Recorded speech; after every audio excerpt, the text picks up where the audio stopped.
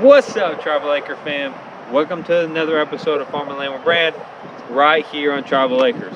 So, in today's episode, we're going to be talking about how to get started raising cattle. We'll go over the different options that you have of how you want to maybe start your herd. If you want to start from the basics or start full grown, we're going to go over those options for you. I'm going to try and help describe the best way for it to get started. So, let's go. Here on Travel Acres, here on Travel Acres, here on Travel Acres, here on Travel Acres.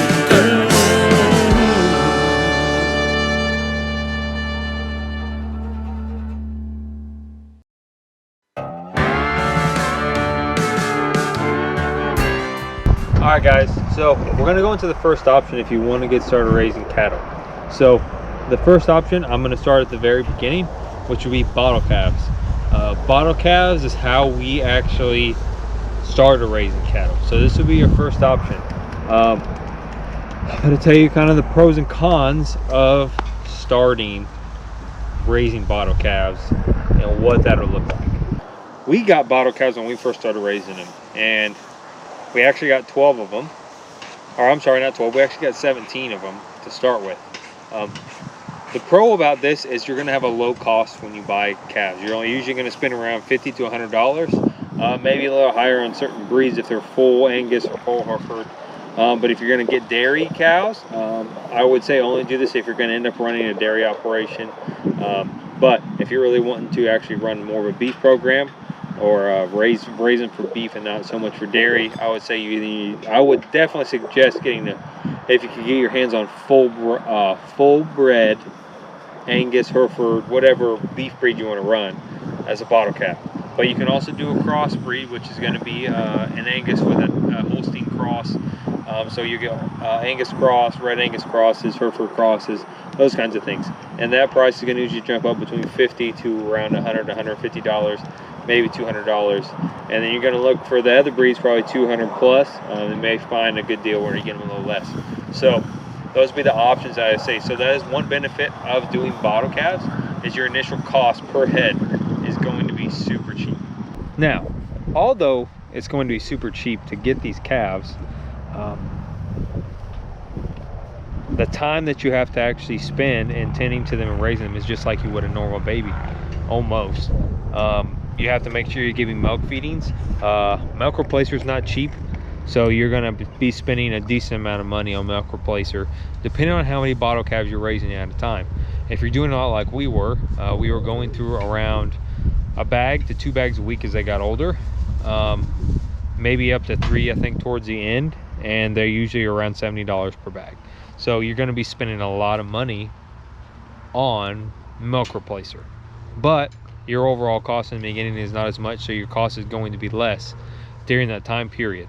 You will bottle feed your calves for 8 weeks, so you will expect to use milk replacer for that amount of time, and you actually will increase the amount of milk replacer that you use during that time. But the only another, I guess you could say, con about it is bottle raising calves, if they didn't get actual colostrum in the right amount of time when they were first born, it can affect their overall health. You also have to worry about dealing with scours and other bad symptoms that can happen, and they can get sick a lot easier. They're more susceptible to sickness. They're more susceptible to sickness. And our first batch of cows we actually ever did bottle raise, they all almost came down with pneumonia. So we lost a lot of them just due to the pneumonia and the scouring part of dehydration. So you have to pay attention to that as well. Also, on top of having to pay attention to the dehydration levels of your calves, you have to watch what time of year you actually do bottle calves. We did our first batch in the middle of the summer here in Florida, which was not smart at all. So they were super hot, getting dehydrated much quicker because they don't want to drink water more naturally in the beginning, so that makes dehydration a lot harder to fight. So our first batch, that made it really tough. Now, the second time we raised bottle calves, like this girl right here behind me, this is Sickle. The second time we raised bottle calves, we built, if you can watch our videos, we actually built a hutch to store them in or whatever. But we actually took even a lot more time of taking care of them, and I was actually having to drench them and sticking tubes down the throat a lot of times to make sure they were getting the right amount of fluids. They were getting electrolytes all the time. So the time you have to have in order to actually take care of a bottle calf has to be there.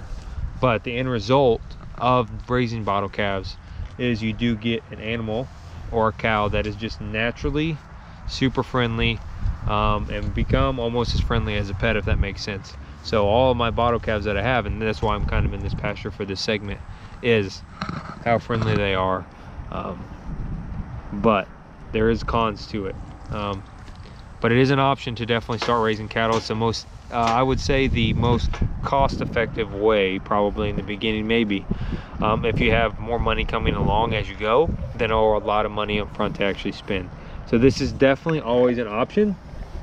I personally probably might not do this option again, just because of the time that I don't have to actually spend bottle raising a lot of cows, but also because we run our main goal is running full beef breeds, so it's harder to find full beef breeds for us to actually bottle raise.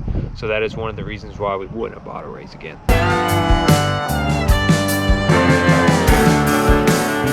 All right, guys, so segment 2, or option 2, would be actually to raise calves. This is different from bottle calves. So a calf you're going to get when they're a week to 2 weeks old, or maybe even 5 days old, and you raise them till they're 8 weeks, and then then you take them off of milk, and then they go on grain or on pasture. However you do that, it's fine. But the second one, we're going to talk about actual calves, which are 4 to 5 months old, and you would purchase them at that specific age. So if you look behind me, I have some calves. There's some way out there laying down, and I have a couple right here laying down by the hay, and one they're eating right now. All of these calves are some of our steers that we have here on the farm, and they are this year's kind of steers that we have purchased right now that are around 4 to 5 months old. You buy these guys at 4 to 5 months old after they've been weaned, and have been, of course, on their moms until weaning process or weaning time, and then they sell the calves off their moms. So this is much more easier to get the breeds you actually want this way, and how almost all calves are mostly sold is after weaning, after being fed on their mom. So this price range, you could spend anywhere between $250 all the way up to $500 plus to get some of these, especially if you're going to get registered, or if you're going to just get a really good breed. You're going to be spending anywhere between $250 to $500, and that price range will kind of tell you the quality of calf you're going to get. And that's going to mean a good genetic breakup. That means that cow's going to be more full, he's going to put on weight a little bit easier, and he's going to yield a lot more meat at the end. And if you're buying heifers, or to become cows for your breeding program in the future, then you're going to want to buy a cow that's going to have good depth, going to be able to carry a baby well, and just have overall good body structure. So you may spend more money that way. Auctions are always an option for all cows to buy, and you can get them a lot cheaper that way. Now, with that being said, of course your cost is higher, but if you go this route, you don't have to do any bottle feeding, and you get to skip that whole process of having to raise them and worrying about sickness as bad.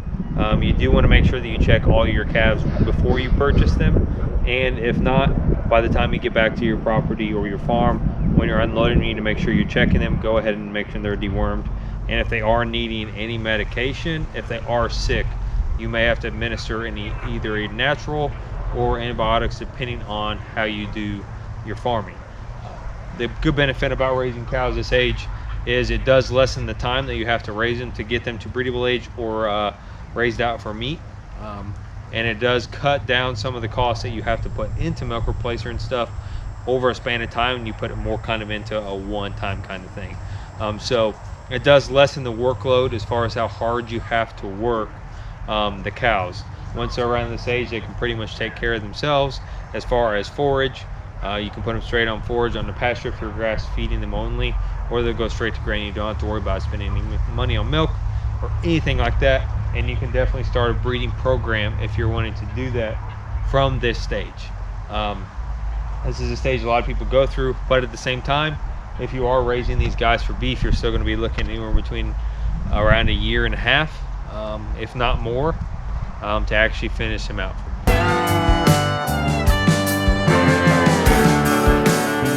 Okay, option number 3. Option number 3 would be buying cows that are anywhere between 15 months old or older. That would be buying steers, cows, heifers, whichever. This would be the third option of what you could really do to start your program. This is going to get you immediately ready at 15 months old. A heifer is ready to breed. You can also buy cows that are already pregnant, and that puts a pregnant cow right on your farm immediately. So if you're more of a short-term kind of person and wanting to have that kind of availability as far as having cows on your farm and having a reproduction and a calf on the ground quickly, you're not wanting to wait the time to raise them from bottle or to raise them from calves around 45 months, and you're wanting to start your breeding program that much sooner and actually get your herd going, it would be buying full-grown cows, heifers, steers, bulls, you name it. So this would be your final option. As far as 15 months and older, you can buy cows. You're going to look anywhere between a price of $800 all the way up to $2,000 or higher, depending on, again, registered or not, the kind of breed of cow as well. So most of the time you can buy, at least in the state of Florida, you can probably buy a fully bred cow for $1,500, and that cow is also going to have already been bred and will have a calf in a certain amount of time, depending on when it was bred. But a lot of things you have to pay attention to when buying pregnant cows is how old they are. You may get a good deal on it, but if the cow is around 5+ years old, that's that much less of time you're actually going to be able to keep that cow and use it for breeding purposes. So that could be another reason why they're getting rid of it. But this gets you straight to the mark. It gets you straight to being able to breed. If you just bought all heifers and then bought a bull, it would get you to be able to breed your cows immediately. So you would be able to actually start your production much faster if this is your end goal. If your end goal is running a breeding program, running a cow-calf operation, or selling for beef, and you're okay with them not actually being raised from birth to your farm in the beginning, and you really just want to jump right into it, my suggestion, of course, would be to buy full-grown cows. Now, I'm in a pasture right now with some of our full-grown cows in it. Most of these guys actually already in here, we've actually raised from bottle, besides 2 of them. They were all raised from bottle. This one right here was raised from bottle. Right now there are 3 of them in here are around almost 2 years old, and a couple of these guys in here are a year and a half. So almost a year and a half. So this is an option, is to actually buy them at this age. You can buy steers at this age, you can buy bulls at this age, you can buy heifers at this age, and you can buy already cows that have been bred multiple times and already are bred. And this will allow you to actually start your program if you're trying to do a specific thing immediately.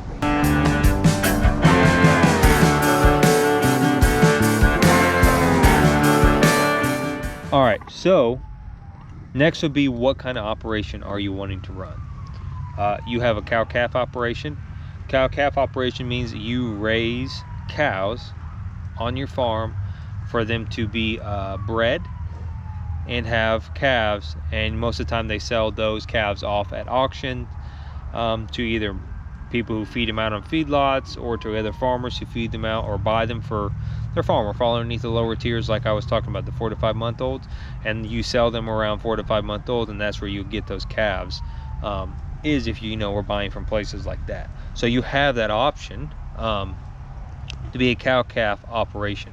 Now, the next operation I would say that you would have, other than doing a cow-calf operation, is actually raising your beef for meat. So maybe direct sale to consumer, or even maybe just for yourself. Maybe you're just wanting to do this for yourself and raise beef for yourself, so you're not going to need quite as many cows. And that's another thing you have to consider, is how many head do you want to run? If you're running a cow-calf operation, you're going to have to run a lot of head of cattle. If you're running a beef operation, you're not going to have to run quite as many head of cattle at first until you maybe get the clientele to actually need that kind of meat production. So you can probably slowly grow it a little more. But a cow-calf operation, if you're making solely your money off of selling calves, you're gonna have to run quite a few head. But I won't ever tell somebody to start small or to start big. I think you need to start what you think you can handle and what you can afford. So that, of course, is definitely the most important, is what you can handle and what you can afford. So those to me are the two options, unless you're doing a dairy operation. So you have your cow-calf operation, your beef operation, then you have a dairy operation. So if you're running a dairy operation, that would be, of course, you're raising cows for milk. So if you're doing that, you have to have different kinds of setups as far as milking cows, having milking stations, all that kind of stuff set up if you're wanting to sell milk. And then you would probably fall into the category of probably selling calves as bottle calves to customers. That way people keep the milk on their cows. So those are the few options that you would have as far as what kind of operation that you want to run.